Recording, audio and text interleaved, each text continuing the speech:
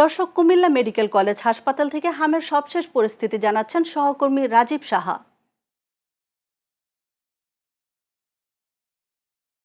আপনি যেমনটি জানতে চেয়েছিলেন, গতকাল কুমিল্লা মেডিকেল কলেজ হাসপাতালে হামের উপসর্গ নিয়ে 7 বছরের শিশু রাব্বি নামে এক শিশুর মৃত্যুবরণ করেছেন। এই নিয়ে কুমিল্লা জেলা হামের উপসর্গ নিয়ে মৃত্যুবরণ করেছেন মোট 7 জন। আমরা ইতিমধ্যে জেনেছি যে 7 জনের মধ্যেই কুমিল্লা মেডিকেল কলেজে চিকিৎসাধীন অবস্থায় মৃত্যুবরণ করেছে 4 জন।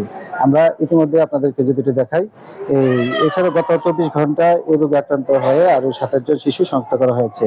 এদিকে জেলা স্বাস্থ্য বিভাগের তথ্য অনুযায়ী চলতি বছরের 13 মে পর্যন্ত কুমিল্লার মোট 1527 জন সন্দেহজনক হাম রোগী শনাক্ত হয়েছে। এর মধ্যে 102 জনের শরীরে সংক্রমণের নিশ্চিত প্রমাণ পাওয়া গেছে। এই পর্যন্ত হাসপাতালে চিকিৎসাধীন রয়েছে 1105 জন। সুস্থ হয়ে বাড়ি ফিরেছেন 962 জন।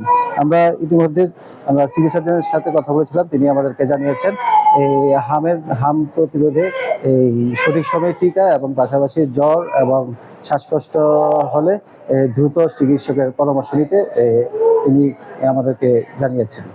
এই ছিল কুমিল্লা থেকে হামের সর্বশেষ তথ্য। রাজীব, আপনাকে ধন্যবাদ।